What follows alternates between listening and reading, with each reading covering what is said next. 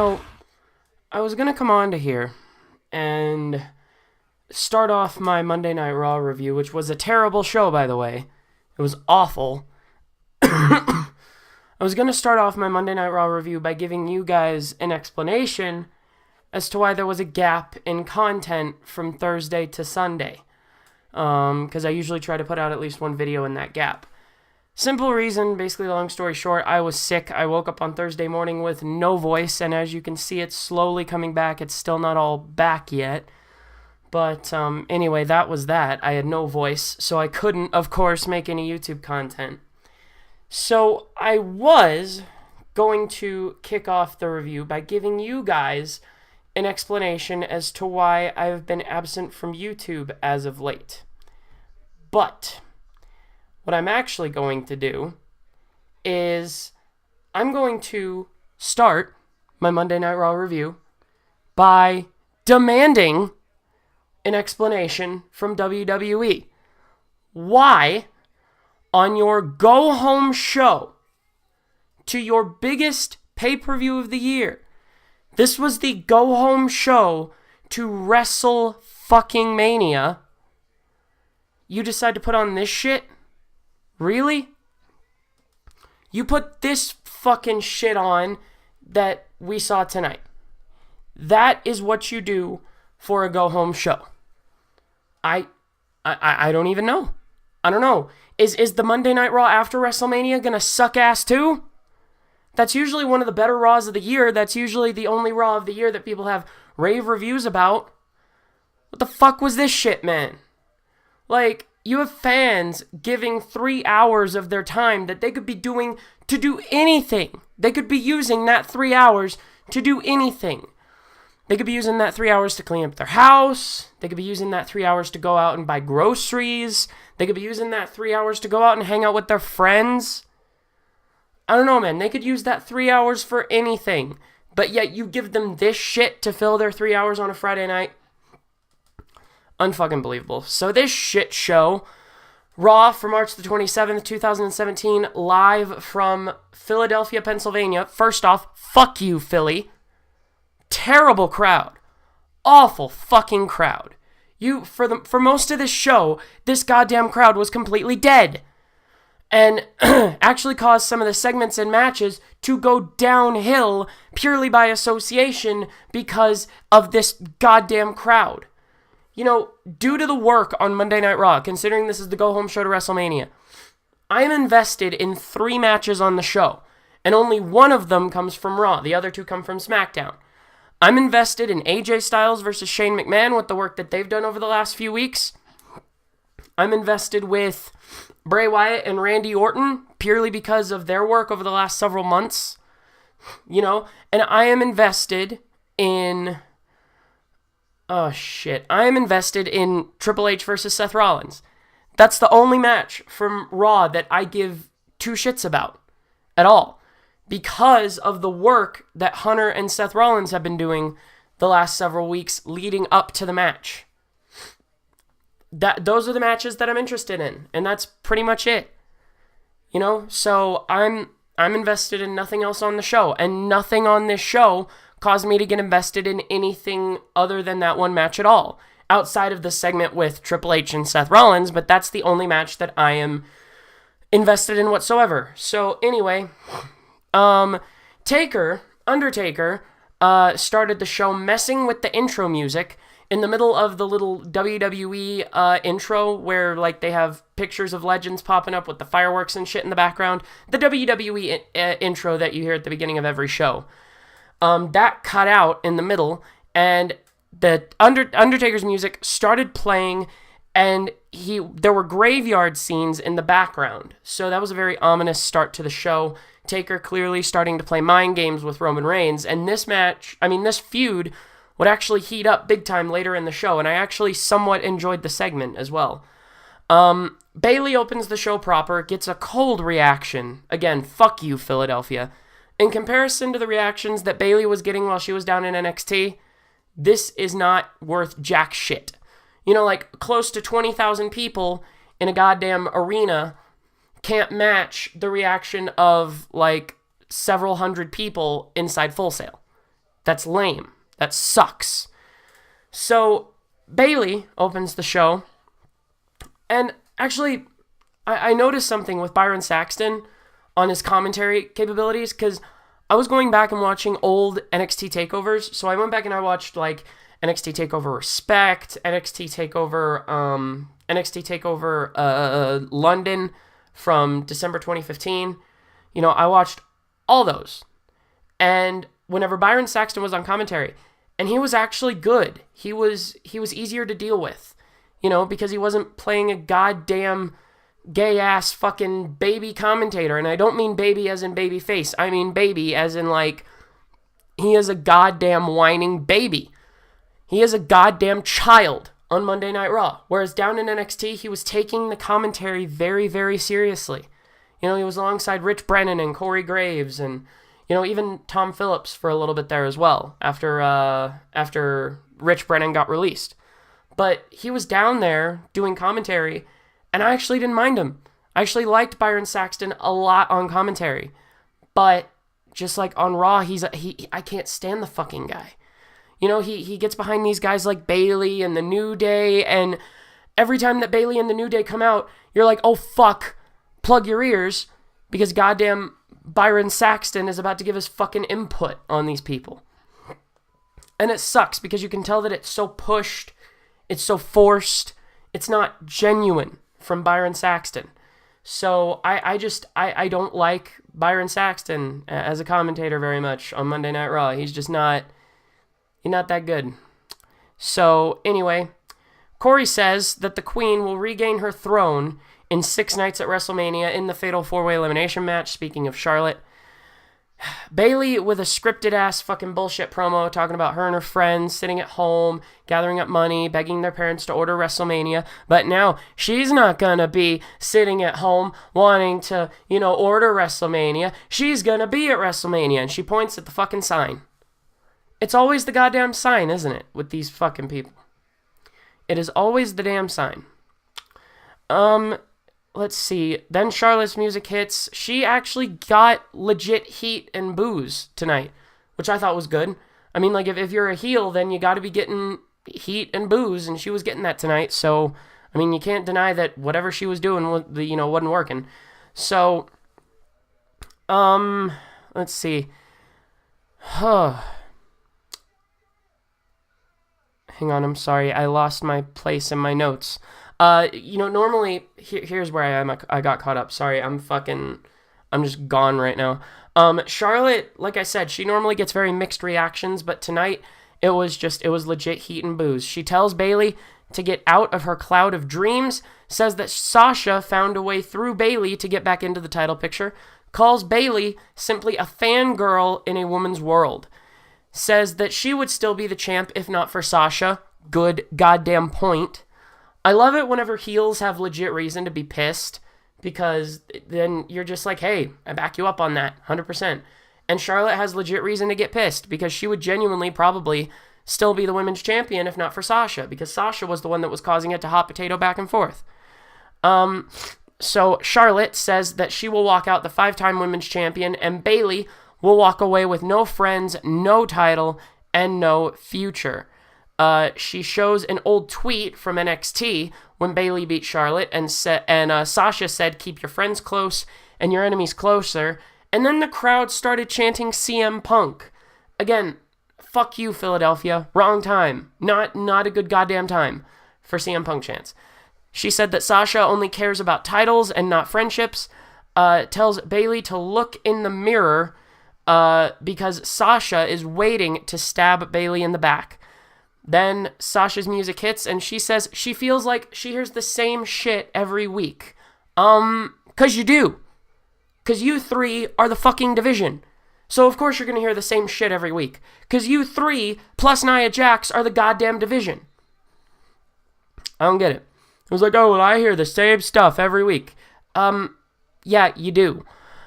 She says that the tweet was from 2015, and that Charlotte is crazy for thinking that her and Bayley know the difference between... says that she's crazy for thinking that a tweet from 2015 is comparative to her feelings towards Bayley now. She says that her and Bayley know the difference between friendship and the business, and she says that at WrestleMania she will take care of business and beat Bayley for the women's title. And then Bayley kind of gives a what the fuck? Like, what? After Sasha says, oh, well, I'm going to beat her at WrestleMania. It's, it made Bayley look dumb. It really made Bayley look stupid. It sort of contradicted what Sasha had just said. Oh, me and Bayley know the difference between friendship and the business, so I'm going to take care of business and beat her at WrestleMania. What the hell do you mean? Dude, she just said that you knew the difference between friendship and the business. I don't get it. So, excuse me. Nia comes out. This is the generic bullshit. This is why booking these triple threat and fatal four-ways are just lazy. Because then you could just send all four women out for a promo and just there. Like, you can gain hype for the match, I guess. I didn't like it. I really didn't.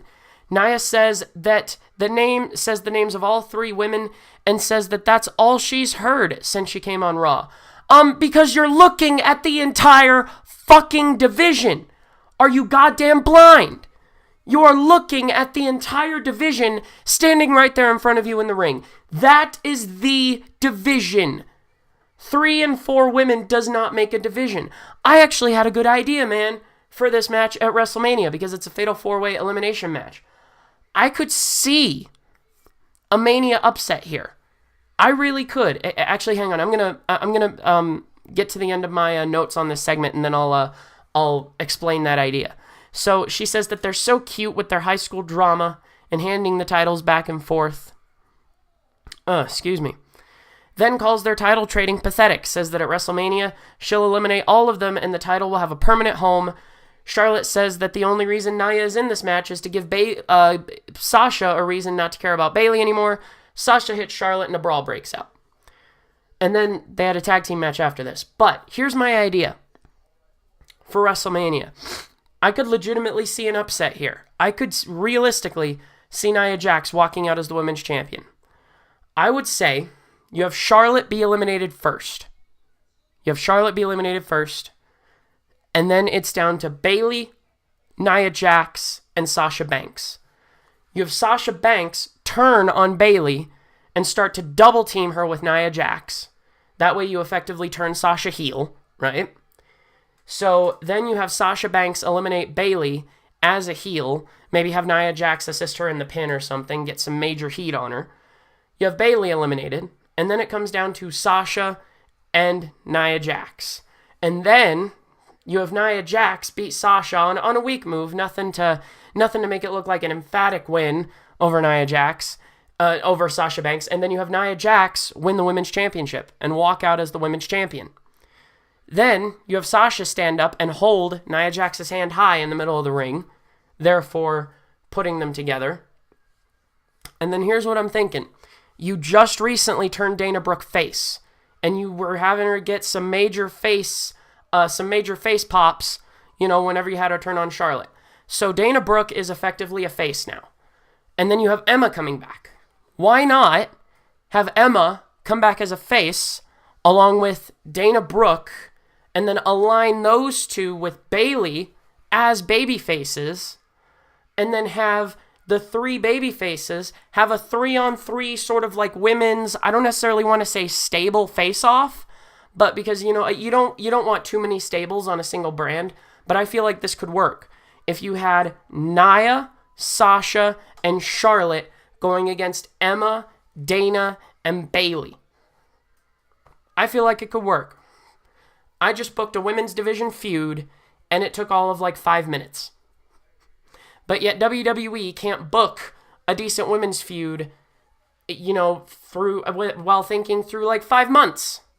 But I just booked a good women's division feud in 5 goddamn minutes. So there you go. Then we had a face versus heel tag match. I don't care. I do not care. I don't care. Don't care. Do not care. Do not care. Do not care. Do not care whatsoever.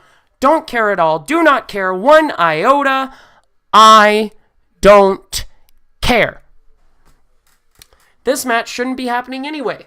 With this fatal 4-way elimination match upcoming. It was Bayley and Sasha versus Charlotte and Nia Jax. Do you remember, because this made me think back to that point, do you remember that fatal 4-way match for the NXT Women's title at TakeOver San Antonio back in January? The build for that match, those women did not touch each other. That should be the same here. That should be the exact same thing here. Ember Moon and Asuka, they're not touching either in the build to their match at NXT TakeOver Orlando. They ain't touching. So, why do you have these women, bumping heads and facing each other off in tag team matches? I don't understand it. I really do hate the way that they're booking this women's division. It's just horrendous. You need to increase the size of that division. This goddamn women's tournament that they're allegedly having to replenish the women's division can't come fast enough.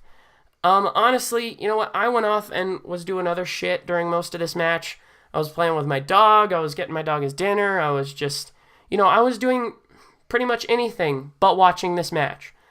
Bayley did her corner shit and her corner hype up just woo thing. And Michael, instead of saying vintage Bayley, he said classic Bayley. I thought that was funny because he didn't say the predictable line of vintage, fill in the name. Then Bayley won on a Bayley to belly to Charlotte. Who cares?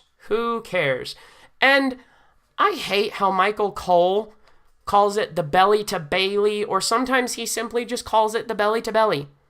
I don't like that. I feel like if you're going to call the move, you should call it by its true name, the Bayley to belly.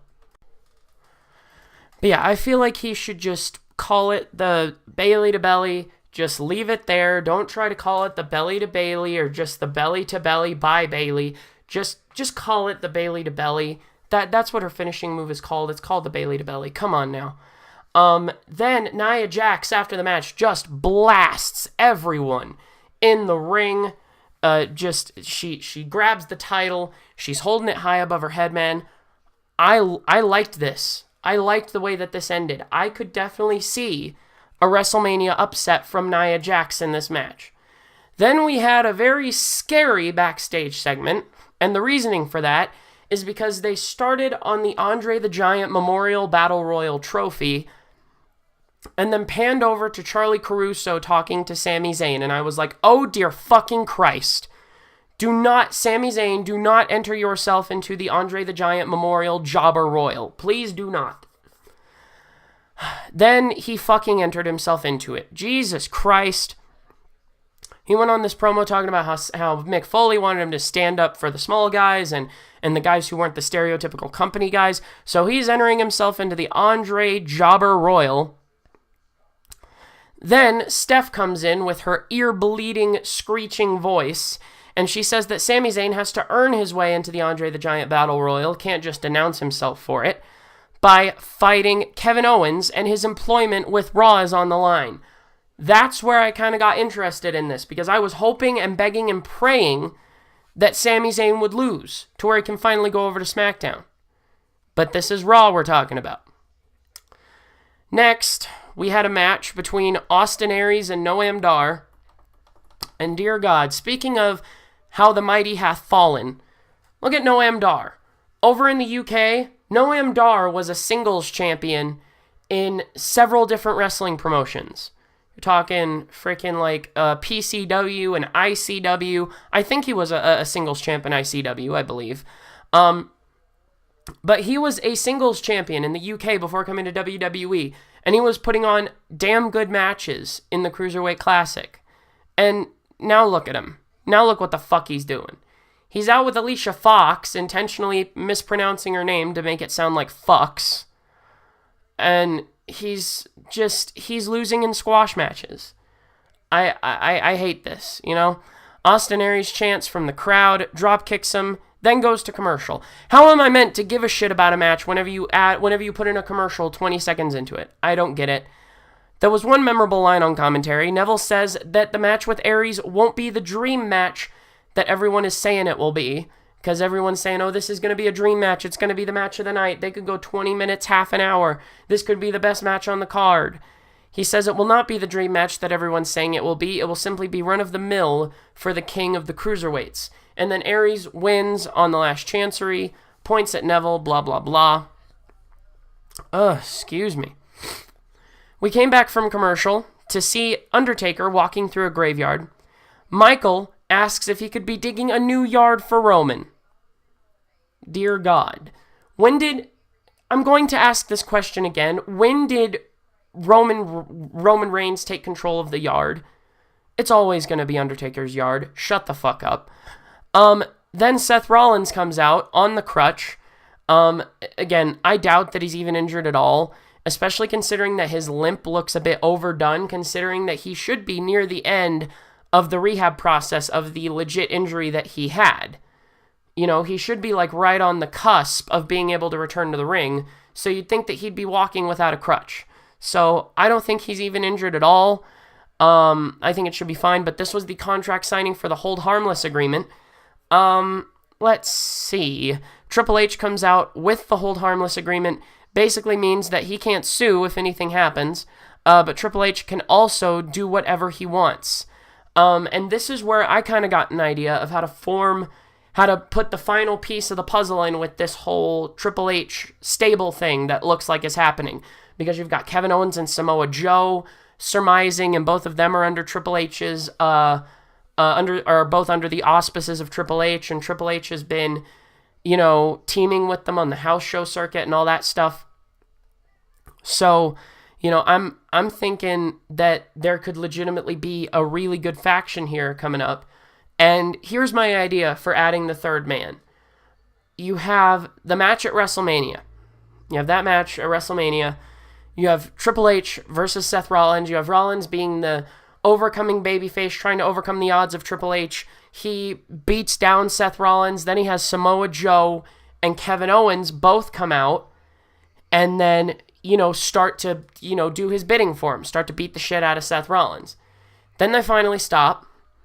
You have Finn Balor's music hit immediately over the Megatron. Finn Balor's music hits over the Megatron. You have him come out fully decked out in the Demon King makeup at WrestleMania. You have him come down to the ring. You have him have a little stare down with Seth Rollins. You have Seth Rollins and Triple H standing near each other. You have Balor go off the ropes, deliver a sling blade to Rollins, followed by a coup de grace to Rollins. He walks over to Triple H and hugs him. Boom. You have a Balor heel turn and a third man for this heel faction under Triple H. There you go. So, let's see. Triple H says that if Rollins happens to attack him before he signs the contract, then the match will be off, and Triple H will retaliate, and it will not end well. But another thing that Seth didn't think about for later in the contract signing is immediately after he signed his name, Triple H could do whatever he wanted. Hunter says that he wants to read Rollins all of the rights that he gives away through signing this contract, asks him to sit down and listen multiple times. Seth does not sit, then Triple H starts to say, fine, match is off, see you later. Then he walks out of the ring, Seth sits down, he says, good boy, treating Seth like a fucking dog. Then there were more CM Punk chants, again, shut up, Philadelphia. I didn't really like that. I mean, just trust me, I'm just as big a CM Punk fan as anybody. Believe me. But, there's a time and a place for doing the CM Punk chants, and now is not the time. Let's see. Triple H says that he won't just stop at tearing up Seth's knee with the crutch. Seth says to hand the contract over and sign it. Triple H rips a promo on Rollins about living a good life and being a great WWE superstar and getting the fame and the money and the fortune. If you want to see it, it was so incredible. I could not help but sit in awe of it. So if you want to go find it somewhere on WWE's YouTube channel, or maybe somebody uploaded it to YouTube, please go find that section of the promo, because I thought it was incredible.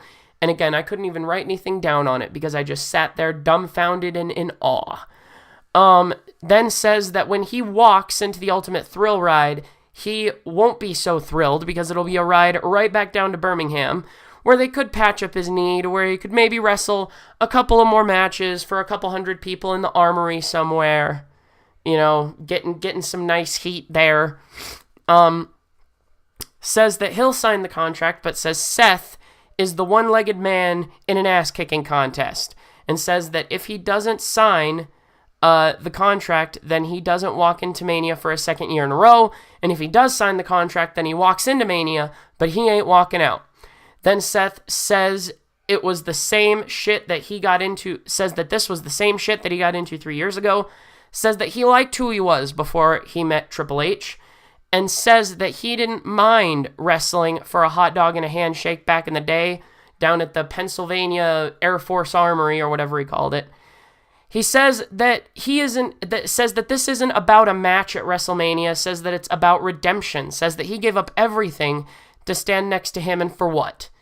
Then he says he better be ready to tear Seth Rollins' leg off and beat him senseless with it and have a stretcher standing by, because nothing will stop Seth Rollins from tearing Triple H apart and getting back what he liked, which is the Seth Rollins before he met Triple H. Then he signs, then they both sign, and then Hunter attacks Rollins right after they sign. Loophole in the contract. Seth goes for a pedigree during the beatdown, then Hunter counters, then Triple H goes for a pedigree, Rollins sends him over the top, and then Triple H leaves, segment over. That was a good segment. I enjoyed that segment. I will say that. Then, who gives a fuck about this next section of the show? There was an over-the-top rope challenge. I don't give a shit. Do you? The gauntlet started with Jinder Mahal and the Big Show. Big Show eliminates Mahal. Then Bo Dallas comes out. Big Show eliminates him. Then the Shining Stars come out. They're eliminated. Then the Golden Truth and Axel come out. Then everyone else comes in to try and eliminate Big Show. It took 6 or 7 guys, and finally, Big Show was eliminated. Then he comes back, throws everyone away from him, choke slams and KO punches for everyone, lays out everybody. Then Strowman comes out, says that he could kick Show's ass if he wanted to, but everyone will have to wait until WrestleMania. There was your most useless segment of the night. Then, pointless backstage segment with Anderson and Gallows, your jobber tag team champions. Then there were shots of The Undertaker digging a grave. Perhaps that could be a hole for the big dog to bury his bone in. Who knows? That could be the hole where Roman goes to bury his bone just to keep it warm during his WrestleMania match. Or it could be Taker digging his own grave. Who knows? I don't know. Roman's looking to bury him at WrestleMania. Who the fuck knows? Roman comes out. Roman in a backstage segment gets booed to shit. When asked by Charlie Caruso what he thought about the mind games from The Undertaker, he says he does not believe in dead men. He's not fazed by the mind games of The Undertaker, but he does believe in a big match, and that he's going to go out and say what he will do to The Undertaker. Then we had New Day exploring Philadelphia with the ice cream cart. Fuck this. God damn it. Then Sheamus and Cesaro backstage. Again, who cares, because the tag division is a joke. Then Anderson and Gallows beat him up because, again, the tag division is a joke, so who cares? Next, we had Neville versus Jack Gallagher. Neville whipped Gallagher into the ropes. There were some hard-hitting spots. These are the only things that I wrote notes on, were like the really hard-hitting spots of the match. Neville whipped Gallagher into the ropes, and then immediately off the back of that whip into the ropes, I'm talking Neville was standing probably not a foot away from where Jack was coming off the ropes. Neville did a snap German suplex, and Gallagher landed on his goddamn neck. All I can say is I hope he's okay. Gallagher hit a wicked headbutt to counter an Irish whip from Neville. I'm talking, you heard the contact, and both men went down like 2 sacks of bricks. It was brutal. There may have been some head-to-head contact. If you saw the replay in slow motion, it looked even more brutal. There may have been some head-to-head contact. Then he opens up William III, the Umbrella, jumping senton off the top rope to Neville. Then Neville hits a superplex off the top rope into the rings of Saturn. Immediate tap out by Jack Gallagher. Then there was a special report backstage from the Austin Aries News Network. He asks why Neville thinks that it's impossible to beat him that it's impossible for him to beat Neville at WrestleMania. He then says who better to ask but the WrestleMania hosts themselves, The New Day. The New Day says that a man's ability in the ring all depends on how well he can move his hips. Fuck this. Then Austin says, I want to be serious. Then he asks who will be the new WWE Cruiserweight Champion, New Day style with the hip gyration. Then they start to chant a double in the New Day Rocks rhythm. So that was interesting. Oy. I really don't like the way that they're booking the New Day right now. I honestly don't. Then we actually had a segment that I honestly thought was going to bomb and just end horribly, but it actually, in my opinion, turned out to be the best segment of the night because I had zero expectations, fat goose egg for expectations for this segment, and it actually turned out to be pretty damn good. So in my opinion, it was probably the best segment on the night. There were seeds being planted here for heel Roman Reigns. I'm telling you, I was one of the people who was hopping on that bandwagon of, oh no, it's never going to happen. It's starting to become like the whole Cena heel turn bullshit where everybody's just going to be talking about it for years and years and years and it's never going to happen. And just, oh my God. I never thought that they would even come close to turning Roman heel. But this segment actually started planting seeds for it, so I'm actually very happy for that. Reigns comes out, gets booed in the exact same arena where he was booed after winning the Royal Rumble in 2015. He says, they say, the commentators, say that the match at WrestleMania will be for rights to the yard. What the fuck is this? Is there like a deed or some shit to the land that they may rule over? Is there a deed to Titan Towers in Stamford, Connecticut up for grabs in this shit?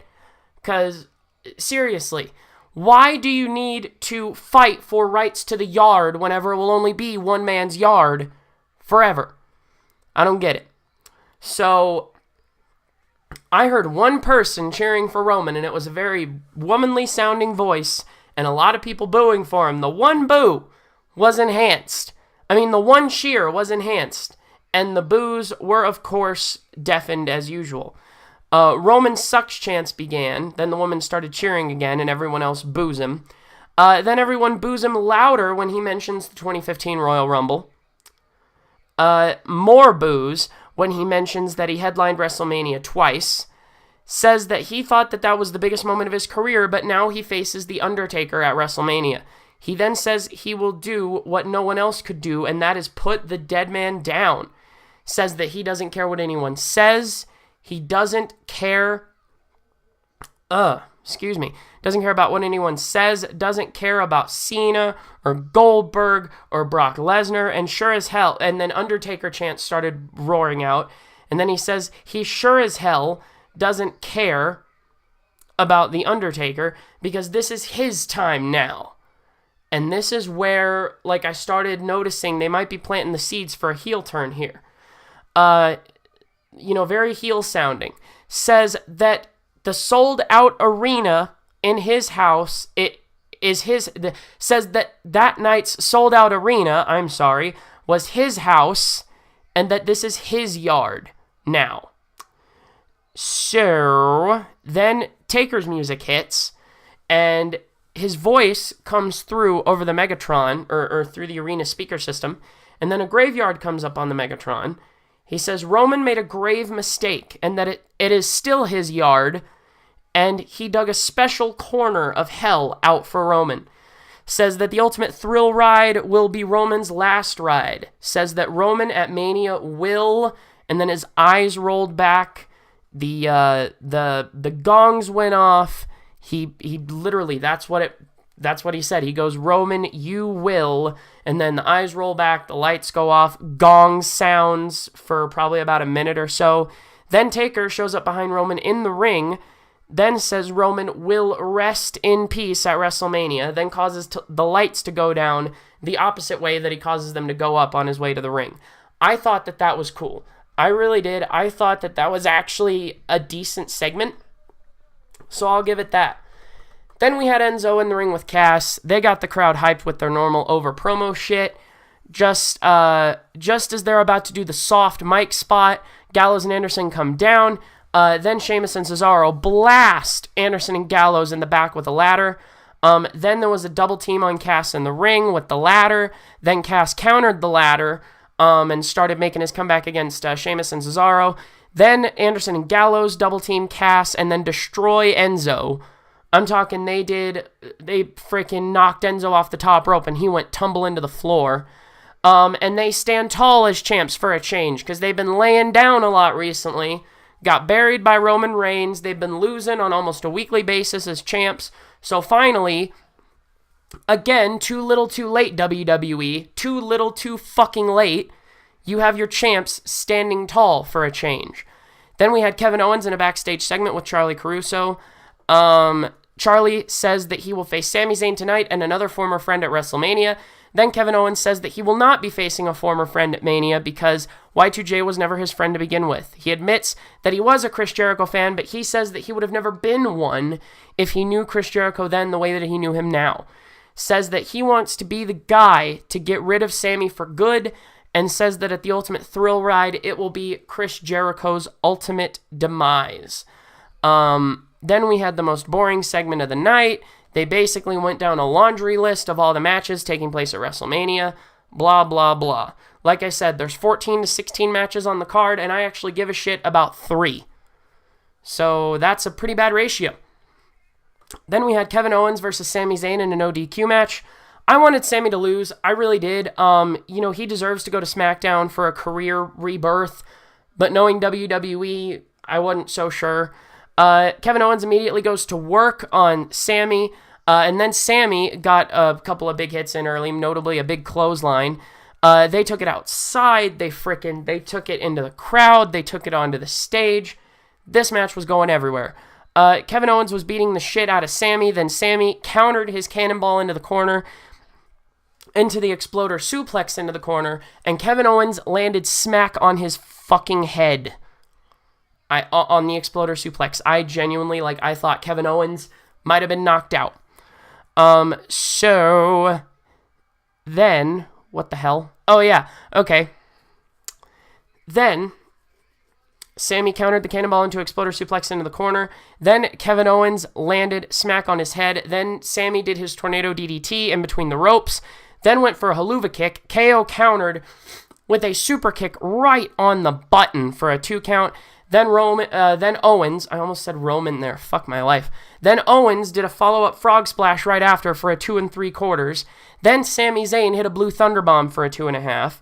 Then Joe comes out to defend Owens. Then Y2J comes out to defend Sami. Jericho distracts Owens. Zayn wins on a roll-up. Fuck my life. He won, and he will be in the Andre Jobber Battle Royal. Y2J whacks Owens with a steel chair, then gets a mic and says, you know what happens when you betray Chris Jericho? And then he finally puts Kevin Owens on the list, and the crowd goes nuts. Points at the goddamn sign again. Hey, I'm pointing at a University of New Mexico basketball sign. Does that mean that I get to go to WrestleMania? I'm pointing at a UNM women's basketball sign up here above my desk. Where does that mean no? No? Okay, fine. Whatever. Then we had Lesnar and Goldberg in the ring. This was the, quote, main event of the evening. Lesnar and Goldberg in the ring.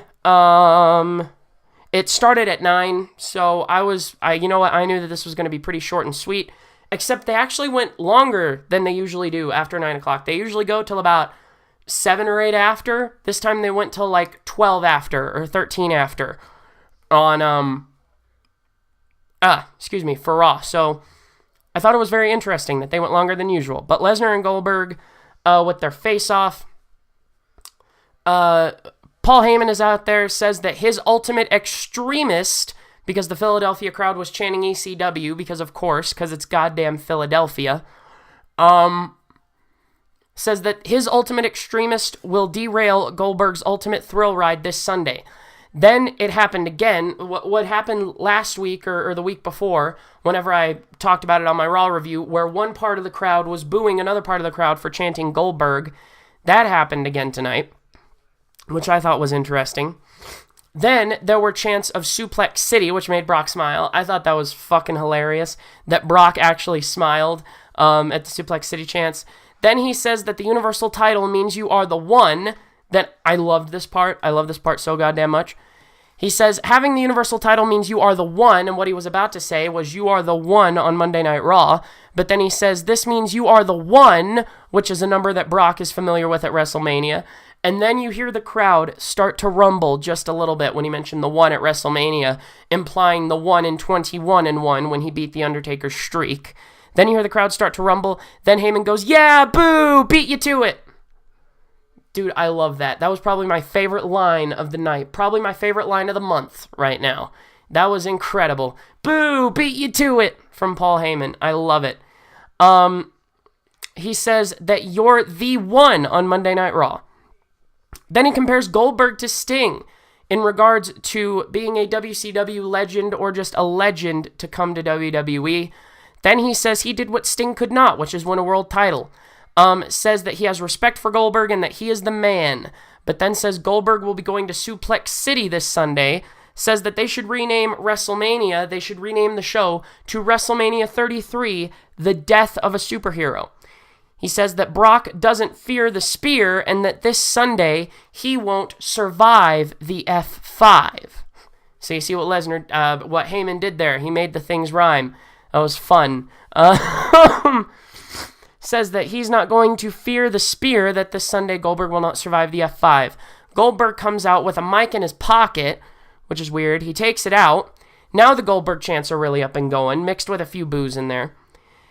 He says that they didn't come here to see them talk, but to see them fight. And since he can't bring everyone in Philadelphia to WrestleMania, then they may as well bring a little WrestleMania to Philly. Then he takes off the title, takes off his shirt. Then Lesnar starts to come up the ramp. Goldberg with a vicious-looking spear. Seriously, like, this spear looked nasty, especially when you saw it in instant replay. It looked really good, honestly. Like, I mean, it wasn't quite as clean as, like, an Edge spear or even a Roman spear from time to time that comes off super clean. It wasn't clean, but it was fucking powerful. I'll tell you that. Plants Goldberg with a spear. It kept Brock down. Then Brock and Heyman start to walk up the ramp. Goldberg standing in the ring with his title. Goldberg's music hits. Show goes off the air. That was your go-home show for WrestleMania. God fucking damn it. That was a terrible, terrible show. It really was. I thought that this show was just awful. I wasn't a fan of it. I didn't like it.